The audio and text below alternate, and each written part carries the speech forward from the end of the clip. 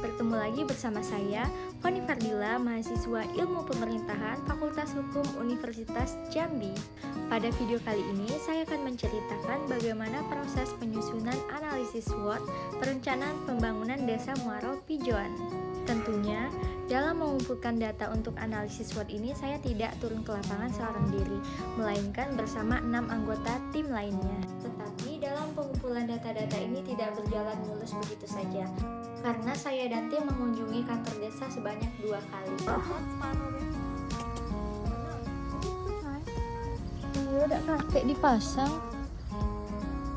Dikarenakan pada kunjungan pertama kami tidak dapat menemui kepala desa ataupun perangkat desa lain yang dapat memberikan informasi terkait Desa Muaro Pijoan. Namun pada saat kunjungan pertama kami sudah menyerahkan berkas dan membuat janji untuk bertemu dengan kepala desa. Kami juga berinisiatif untuk menunggu kepala desa karena kami berharap agar langsung bisa wawancara saat itu juga. Tapi setelah kami menunggu beberapa menit hingga 1 jam, kami juga tidak kunjung dapat bertemu dengan kepala desa. Akhirnya kami pulang kembali ke kampus melanjutkan kelas mata kuliah lainnya.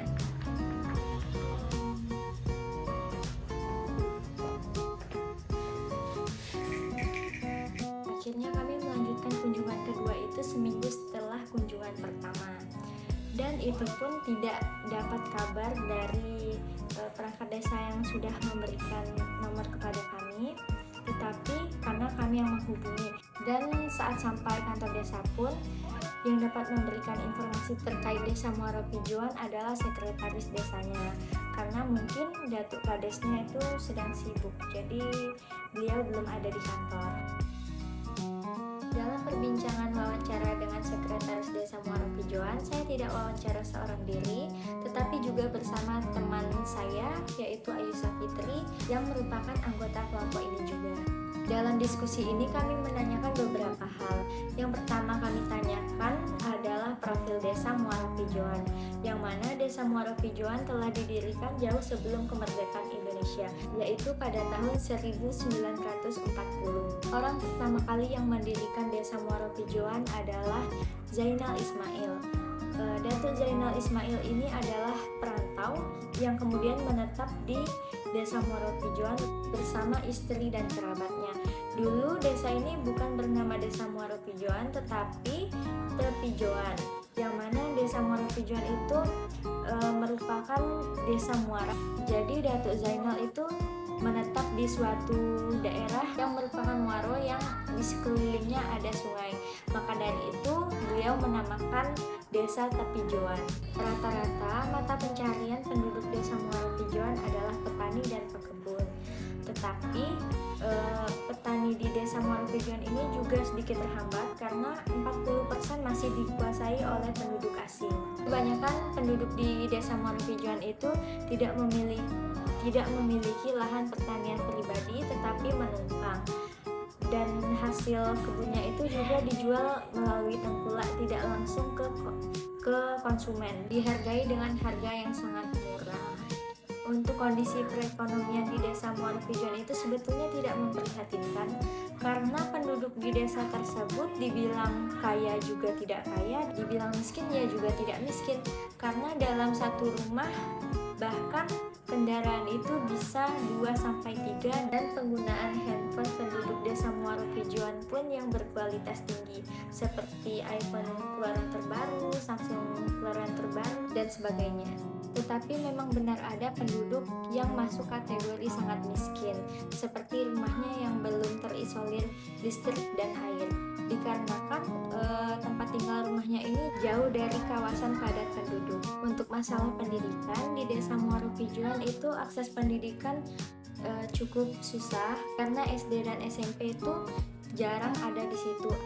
Ada sih 1 SD, tetapi itu kayak kurang memumpuni gitu, dan masyarakat Desa Muaro Pijoan itu lebih banyak menyekolahkan anaknya ke luar desa. SMP pun juga begitu. Namun untuk tingkatan SMA ada 1 sekolah menengah atas yang dekat dengan daerah di situ, yaitu SMA Negeri 1 Batanghari. Tetapi untuk masuk ke SMA tersebut, masuk ke SMA tersebut bisa dibilang sulit karena kan sekarang itu sistemnya zonasi. Masyarakat desa belum mengetahui bagaimana alur pendaftaran melalui zonasi itu. Dan juga untuk zonasi itu lebih banyak diprioritaskan memang daerah yang dekat dengan sekolah tersebut.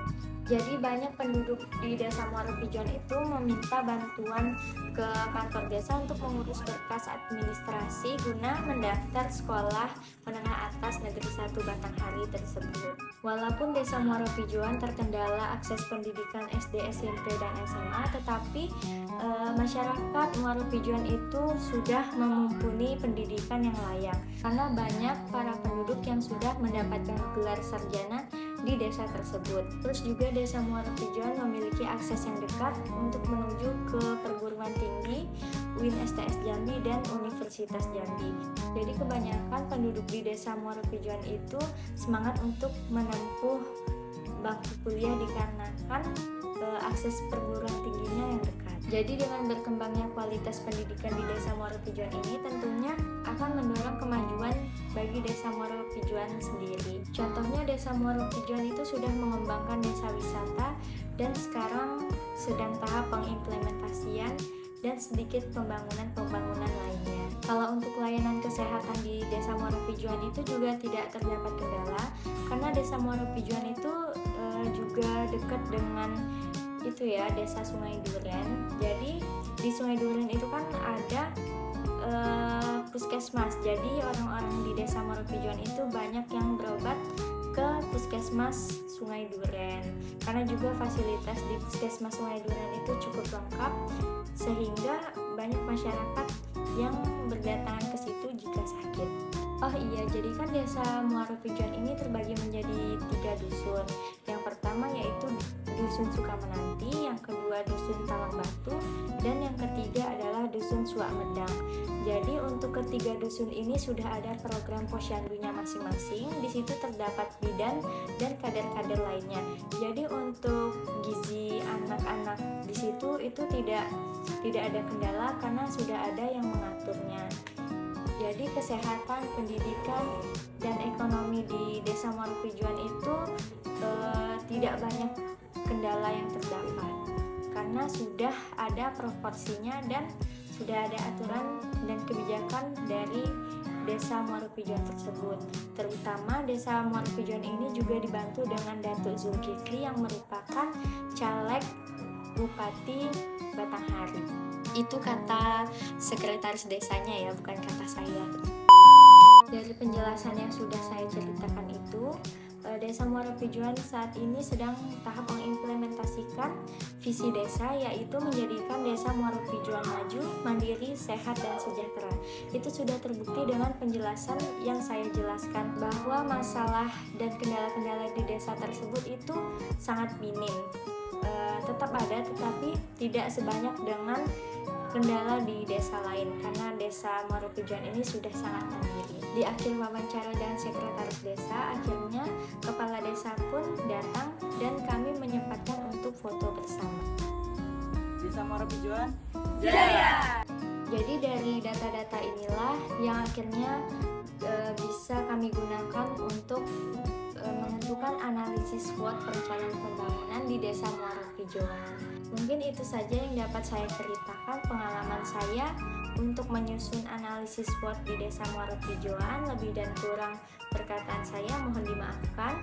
Wassalamualaikum warahmatullahi wabarakatuh. Sampai jumpa di video selanjutnya. Bye-bye.